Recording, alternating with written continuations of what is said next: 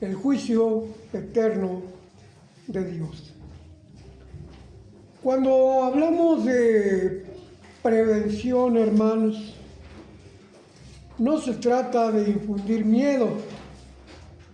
Si decimos no te vayas por ese camino porque hay un hoyo muy grande, tremendo, que si no tienes cuidado te vas a caer, no lo hacemos porque de miedo. Cuando nosotros hablamos de la palabra de Dios, cuando hablamos de juicio, cuando hablamos de castigo, no es para tener miedo. Como en el caso anterior, el objetivo es tener cuidado para no caer en ese hoyo.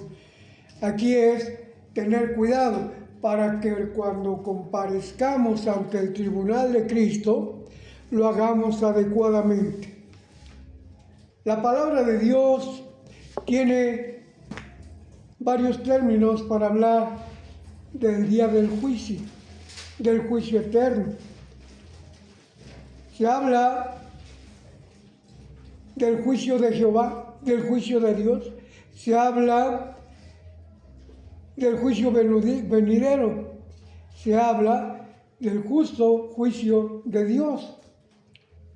Todos esos términos, hermanos, están escritos en la Biblia, tanto en el Antiguo Testamento como en el Nuevo Testamento. Se nos habla de que algún día se llevará a cabo el justo juicio de Dios, el juicio eterno, el día del juicio. Se nos habla, hermanos, de que llegará el momento en que nosotros comparezcamos ante el tribunal de Cristo. Pero pocas veces nosotros nos hemos puesto a analizar, reflexionar sobre lo que es ese juicio de Dios, lo que significa el juicio de Dios. Toda la gente, creyente y no creyente, docto e indocto, tiene una mente acerca de lo que es el juicio de Dios. Cuando hablo del juicio de Dios, podemos expresar también del juicio final, del día del juicio, del día de condenación. Pero pocas veces nos detenemos a pensar en qué es lo que realmente significa el juicio de Dios, el juicio eterno. No solamente es estar ante nuestro Señor Jesucristo, como dice San Mateo, el Evangelio según San Mateo, capítulo 25, no es solamente que estemos delante de Cristo, y a uno los pondrá a su derecha y a otros a su izquierda, según el criterio, según la forma de pensar de nuestro Señor Jesucristo, del juez. No, hermanos, el justo juicio de Dios equivale a analizar las acciones que nosotros tenemos desde este momento, en este momento de nuestra vida y de la vida del ser humano, porque cada uno será juzgado según fueren sus obras. Cuando nos habla la palabra de Dios de que Cristo va a decidir sobre nuestro futuro, es el momento final de ese juicio. Dice el profeta Daniel, unos resucitarán para vida eterna y otros para vergüenza y confusión perpetua. Como dijo Cristo, aquí llegará el momento en que todos los muertos oirán su voz y resucitarán unos para vida y otros para condenación. Allá cuando Cristo se siente en el trono de su gloria, cuando separe, así como el pastor separa las ovejas de los cabritos, a los buenos de los malos, a los que obedecieron sus mandamientos y a los que no obedecieron, es la parte final de ese juicio. Vamos a ver lo que significa juicio. Juicio, hermanos, es un momento en que se juzga la culpabilidad de una persona que es acusado de cualquier delito. Para llevar a cabo un juicio se necesita un acusado, se necesita un fiscal, es decir, una persona que acusa y que va a buscar la manera de que esa persona sea condenada. Se va a dedicar a buscar pruebas que ameriten la condena de esa persona que está acusada. También se necesita de un abogado defensor, se necesita de un juez que ejerza la ley, que conozca la ley y que la ejerza adecuadamente. Tenemos a los que van a ser acusados. ¿Quiénes son acusados, hermanos? ¿Quiénes son acusados? Todos. Seamos buenos o seamos malos, vamos a ser acusados. ¿Quién es el que acusa? Satanás es el acusador. Es el que quiere que todos seamos condenados. ¿Quién es el abogado? Nuestro Señor Jesucristo, que quiere que todos seamos salvos. Pero he aquí, hermanos, que somos hechos de carne, hechos de debilidad, como decía el apóstol Pablo. El bien que quiero hacer, no lo hago. Y el mal que no quiero hacer, esto hago. El diablo se aprovecha de esta debilidad y nos quiere hacer caer a toda costa.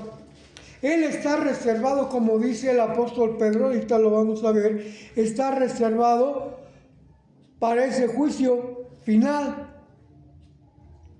Está reservado para ser condenado, para ser arrojado al lago de fuego. Y como dice el apóstol Pedro, Primera de Pedro, capítulo 5, versículo 8, el diablo anda como león rugiente, buscando a quien devorar. Sabe que le queda poco tiempo y por eso anda como león rugiente. Y si nosotros le damos oportunidad, hermanos, vamos a ser condenados juntamente con él. Al final de este tema, vamos a ver en qué consiste el castigo, la condenación que Dios tiene reservado para Satanás, para sus ángeles y para todos los que no están escritos en el libro de la vida. Cuando nosotros, hermanos, nacemos,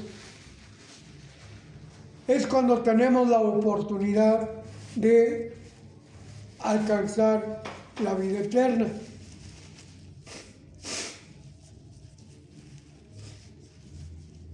Pero como dice el apóstol Pablo en Romanos capítulo 3, por cuanto todos pecaron, están destituidos de la gloria de Dios.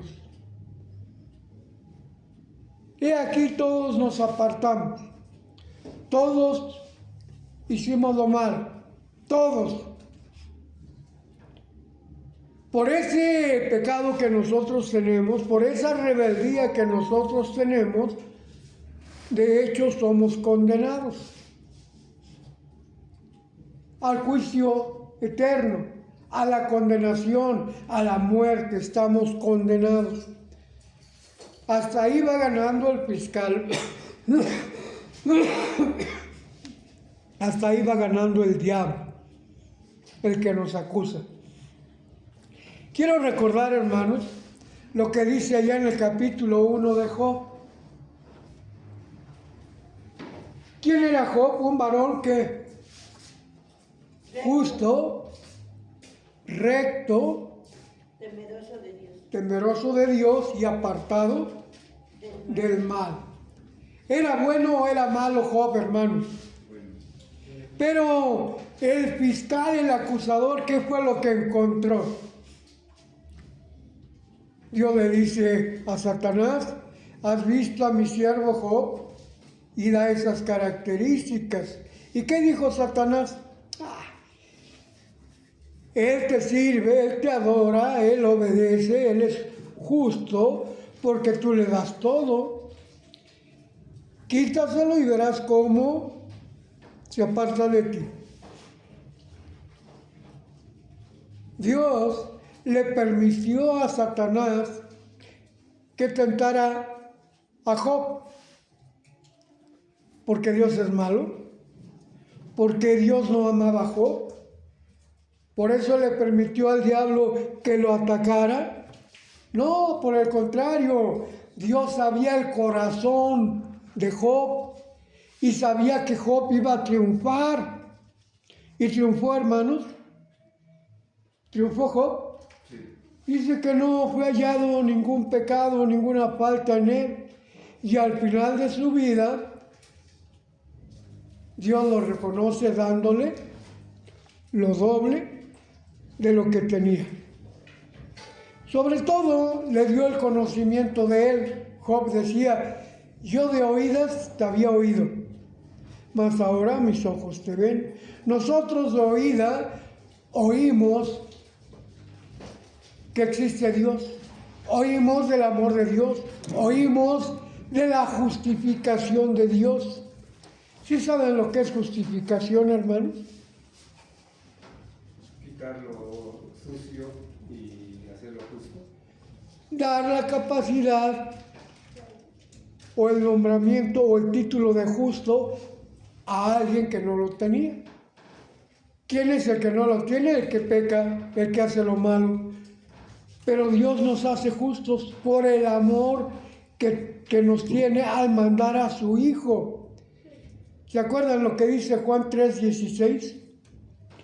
Porque de tal manera... ¿Amó quién? Dios. Dios. ¿Cuál Dios? El Padre.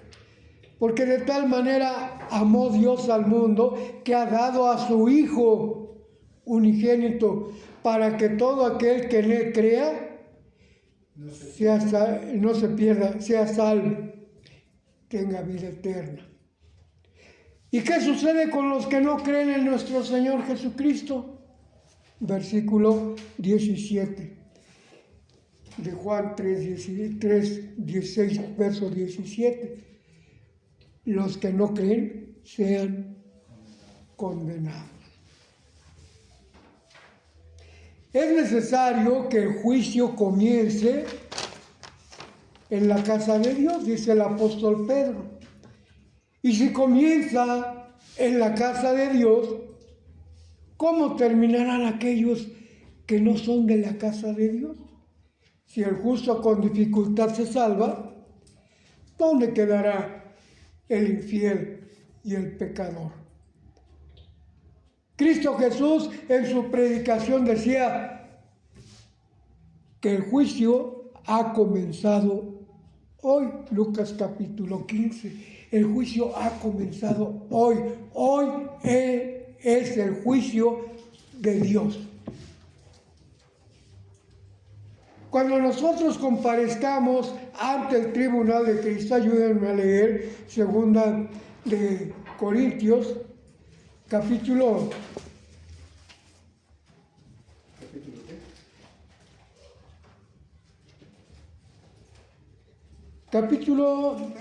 déjenme leer, por favor.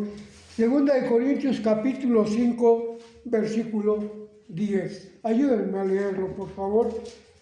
Cuando nosotros estemos ante el tribunal de Cristo,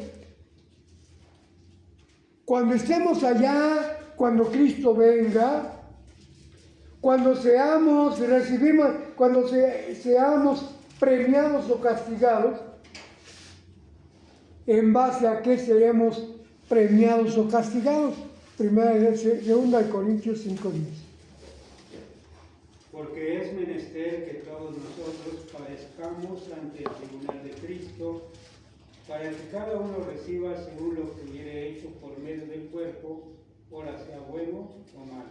¿Qué significa lo que hayamos hecho por medio del cuerpo? O sea, que mientras tenemos vida, lo que hagamos nosotros, por eso que hagamos seremos juzgados y tendremos el justo juicio de Dios, tendremos el premio, tendremos el castigo, según fueren nuestras obras. Vamos a ver Romanos capítulo 2, verso 12.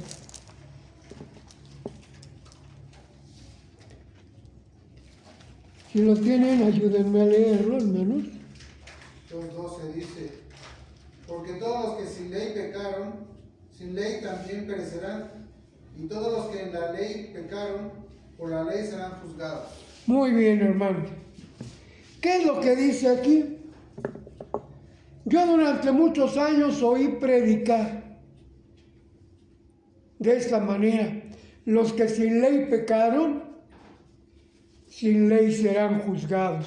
¿Es esto lo que dice la Biblia? No, dice todo lo contrario, hermanos. Los que sin ley pecaron, de hecho ya van a ¿qué? A perecer. Van a recibir el castigo de Dios. ¿Cuál es el castigo de Dios? La muerte eterna, la confusión perpetua, la condenación. Serán arrojados al lago de fuego. Los que en la ley pecaron serán juzgados por la ley. O sea que no vamos a escaparnos del tribunal de Cristo. Sean buenas nuestras obras o sean malas, vamos a comparecer ante el tribunal de Cristo. Y si nosotros nos presentamos sin abogado, ¿qué va a suceder, hermanos? Pues que vamos a perder el juicio, nos van a condenar irremediablemente. Porque Satanás eso es lo que quiere, y si no tenemos abogado, ahí está el fiscal para acusar, para condenar. Este merece la muerte. Pero si tenemos un abogado, hermanos, ¿para qué nos va a servir ese abogado? Vamos a ver Primera de Juan, capítulo 2, verso 1. Hijitos, estas cosas os escribo para que no pequéis. Mas si alguno hubiere pecado, abogado tenemos para con el Padre. ¿A quién, hermanos? A Jesucristo el justo. Para llegar a ese tribunal, desde ahora que estamos destituidos de la gracia de Dios, porque nos hemos apartado del Señor, porque no merecemos por nosotros mismos nada, ahorita es cuando debemos de buscar a ese abogado que nos va a defender para que en aquel momento no seamos condenados. Dios nos recomienda que no pequemos. Deuteronomio capítulo 32 dice: he aquí os pongo delante de vosotros el bien y el mal, la vida y la muerte. Yo les recomiendo que escojan la vida, yo les recomiendo que escojan el bien, es lo que Él quiere. Hijitos, estas cosas os escribo para que no pequéis. Ese es el objetivo de Dios. Pero por cuanto todos pecaron, dice Pablo, y están destituidos de la gloria de Dios, para eso requerimos el abogado. Vamos a leer, hermanos, ayúdenme a leer el Salmo 32, verso 1. Todo pecado y blasfemia será perdonado.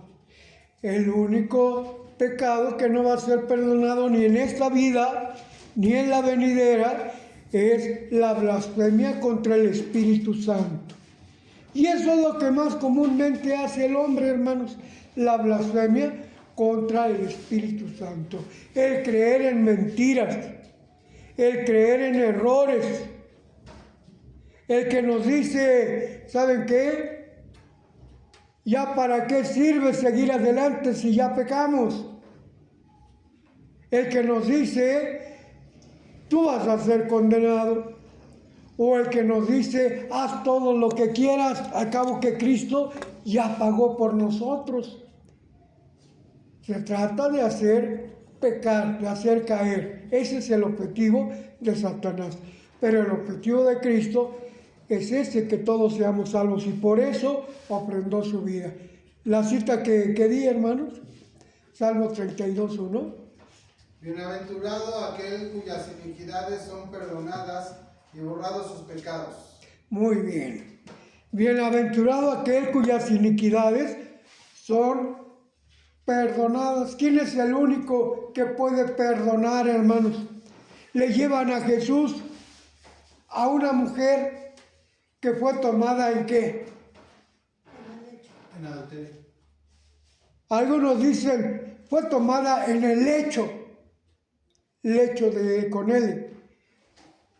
Es decir, efectuando ese adulterio.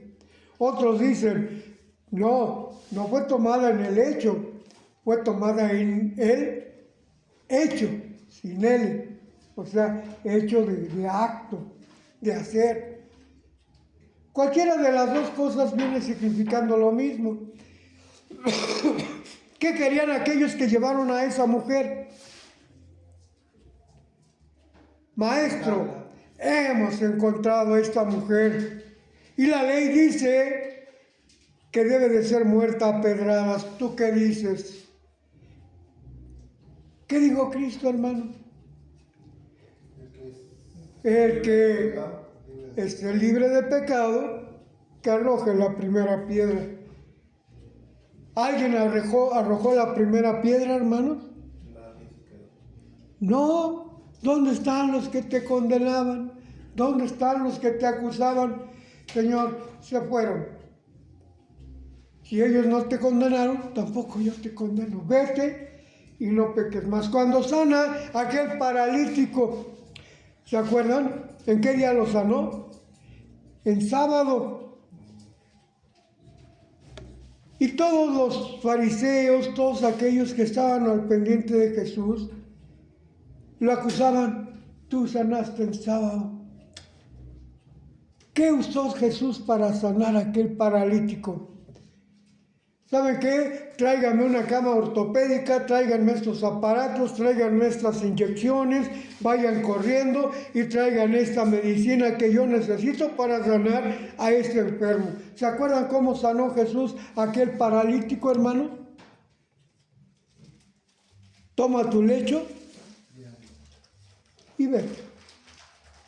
Fue lo único que dijo Jesús. Y por eso lo acusaban aquellos fariseos. El sábado había hecho esta buena obra. Y Jesús le dice, ¿qué es más fácil?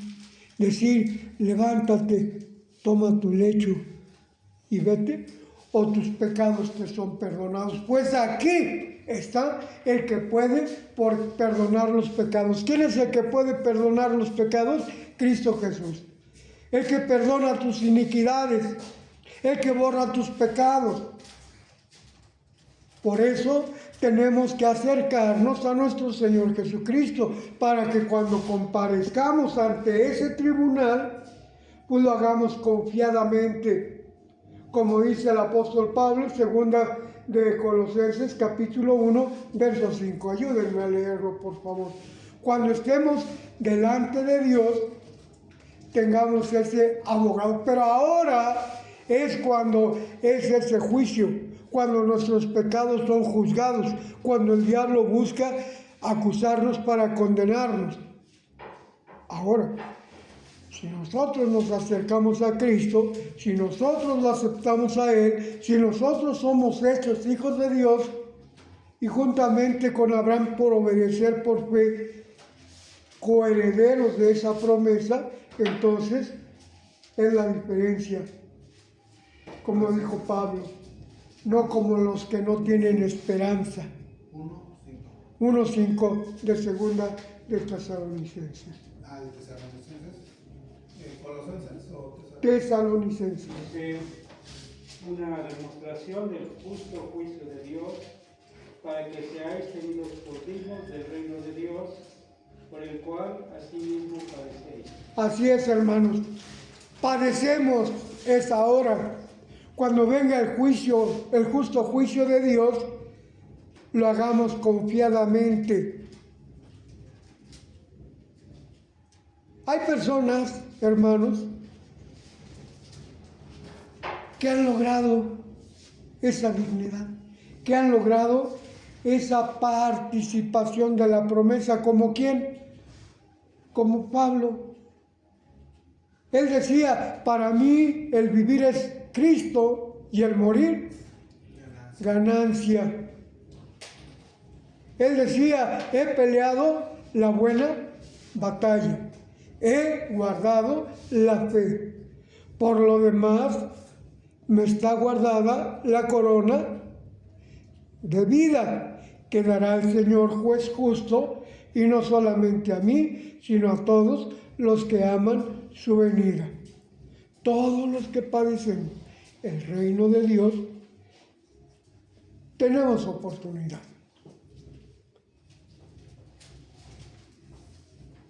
Si nosotros analizamos nuestra vida, hermanos,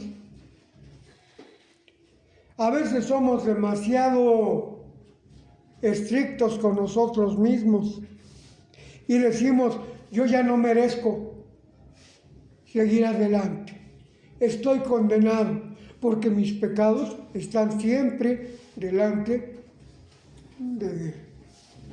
Somos demasiado estrictos, pero Dios es misericordioso y Dios tiene misericordia, tiene amor para con nosotros y Él está dispuesto a perdonarnos. ¿Cuál es el único requisito que Cristo nos pide para perdonar nuestros pecados? Perdonó a la mujer adúltera, pero ¿qué le dijo al final? Vete y no peques más. Pero seguimos pecando. Pedro le pregunta a Jesús, Señor, nosotros que hemos dejado padre, madre, hermanos, que hemos dejado todo, ¿qué bien tendremos? ¿Se acuerdan la respuesta de Jesús? En la regeneración, cuando el Hijo de Dios venga, vosotros que hayas dejado todo, recibirás ¿cuánto? A Job le dio 2 veces más. ¿Y cuál fue la promesa de Jesús? Mateo capítulo 16. Aquel que hubiere dejado padre y madre recibirá 100 veces más. Fíjense, hermanos, qué promesa de parte de Dios. Muy bien, ya fuimos juzgados por nuestras obras. Ya fuimos juzgados por lo que nosotros hayamos hecho bueno o malo. Los de Nínive tuvieron una oportunidad, ¿se acuerdan? ¿A quién les mandó Dios a que les predicara a los de Nínive? A que les dijera que se arrepintieran de sus pecados. ¿A quién? Al profeta Jonás. ¿Y quién era el profeta Jonás, hermanos? Un hombre que dudó del amor de Dios, un hombre que no quiso obedecer a Dios, un hombre que se negó a servir al Señor. Pero Dios lo obligó y Jonás fue y predicó. ¿Y se arrepintieron los de Nínive, hermanos? Sí, se arrepintieron. ¿Y qué dice Jesús? Mateo capítulo 12, capítulo 13. ¿Qué dice? He aquí, más que Jonás, con vosotros. Solamente es eso, que obedezcamos a Dios. Solamente es eso, que aprendamos a hacer lo que Dios quiere de nosotros. ¿Y qué es lo que Dios quiere de nosotros? Por gracia sois salvos. Y ya no es necesario que nosotros hagamos nada porque Jesús hizo todo. Así es que yo puedo pecar, así es de que yo puedo hacer todo lo que yo quiera, al cabo que Jesús ya murió por mí. Sí, murió por ti y murió por todos, pero Él no quiere que sigas haciendo lo malo. Si los de Nínive se arrepintieron y nosotros tenemos más que Jonás predicándonos, diciéndonos que nos arrepientamos, pues tenemos que obedecer, tenemos que acercarnos a Dios, hermanos. Y ya, tomamos al abogado, Él está intercediendo por nosotros, Él está pidiendo al Padre por cada uno de nosotros que tenga misericordia, que perdone nuestros pecados. Bienaventurado el varón cuyas iniquidades son perdonadas. Si tomamos ese abogado, ¿cómo vamos a estar ante el tribunal de Cristo? Cuando el Hijo del Hombre, Mateo capítulo 25, verso 31, cuando el Hijo del Hombre se siente en el trono de su gloria, y así como el pastor separa las ovejas de los cabritos, ¿qué diferencia hay entre una oveja y un cabrito, hermano? ¿Qué características tiene una oveja? Es muy mansa, muy tranquila. Mansos, esos animalitos, tranquilos, ¿verdad? Acuérdense, Isaías 53, como cordero fue llevado al matadero. ¿Y cómo son las cabritas, hermano? Muy inquietas. Inquietas, traviesas, y no se saben estar en paz. Como el pastor separa las ovejas de los cabritos, así separará Dios a unos y a otros. Los pondrá unos a su derecha y otros a su izquierda. Y les dirá a los que están a su derecha: venid, benditos de mi Padre, a poseer el reino que ha sido preparado para vosotros desde la fundación del mundo. Cuando Dios hizo al hombre y lo puso en el huerto de Edén, después de que lo formó, le dijo que reposara el séptimo día. Fue lo primero que hizo Adán en ese séptimo día. Fue la fundación del reino de Dios. Ese día que Dios separó de todos los demás días de la creación, es el que le manda al hombre que lo cuide, que lo guarde. El sábado es primordial, hermanos, un mandamiento primordial, y es el mandamiento que más infringen los hombres, ¿a poco no? Es que la ley fue quitada, es que ya no tenemos necesidad de guardar el sábado, ¿ok? ¿Y hay necesidad de guardar el primer mandamiento? ¿Sí o no? No tendrás dioses ajenos delante de mí. Ah, eso sí lo tenemos que guardar. Y el segundo: no te harás imagen ni ninguna semejanza. Ah, también, eso sí los tenemos que guardar. No tomarás el nombre de Jehová tu Dios en vano. Ese también. El cuarto, acordarte es del día del reposo para santificarlo, ese ya no. Ese fue solamente dado a los judíos, y los otros no se los dio a los judíos también. ¿Por qué no queremos guardar este? Si este es el que tiene la promesa, hermanos. Así como Dios dio un día para reposar, así como Dios dio un día en que recibieron los judíos la tierra prometida, la tierra donde fluye leche y miel, así tiene Dios un descanso, un lugar para el pueblo de Dios, para aquellos que han aceptado la voluntad de Dios. Venid, benditos de mi Padre, a poseer el reino. ¿Por qué, Señor? Porque tuve hambre y me diste de comer, tuve sed y me diste de beber, fui huésped y me recibisteis. Hermanos, estuve desnudo y me vestisteis. ¿Cuándo lo hicimos? Por cuanto lo hiciste a uno de estos pequeñitos, a mí lo hiciste. Porque guardaste la ley de Dios, porque amaste a Dios, porque amaste a tu prójimo, tienes la vida eterna. Y a los que no lo hicieron, hermano, a los que no obedecieron al Señor, dice el último versículo del capítulo 25 de San Mateo. Dice que serán arrojados al fuego eterno. Apartaos de mí, obradores de iniquidad, no os conozco. Ahí es donde terminará el juicio eterno, el día del juicio, el juicio final, el juicio de Dios. Ahí terminará, cuando Él diga, estos a la derecha y estos a la izquierda.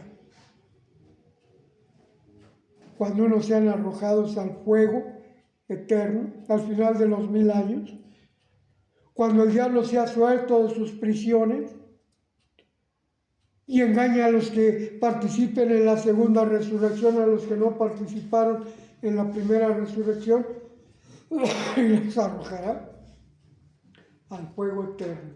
¿Por qué dice fuego eterno?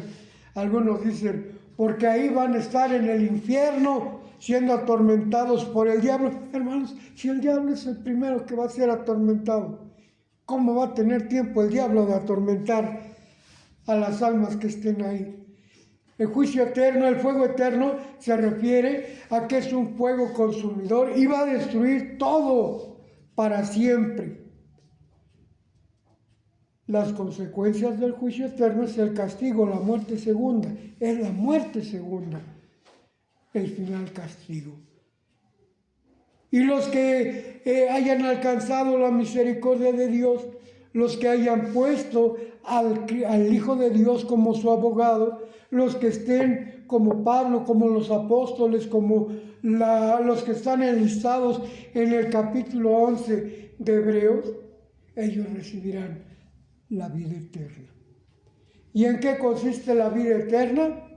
En estar con el Padre y con el Hijo, en cielos nuevos y tierra nueva, gozando de las bendiciones, de la presencia, del amor de Dios por toda la eternidad. Hemos comprendido lo que es el juicio final, lo que es el juicio eterno. Hemos entendido lo que significa el día del juicio, el justo juicio de Dios, los juicios de Jehová. ¿Los hemos entendido, hermanos? Si es así, busquemos hacer obras agradables, hacer frutos de arrepentimiento y estar conscientes de que hemos aceptado a Cristo en nuestro corazón. ¿Entendieron la importancia, hermano? No es para tener miedo, es para buscar el amor, la protección y las promesas de nuestro Dios. Que Dios les bendiga, hermano.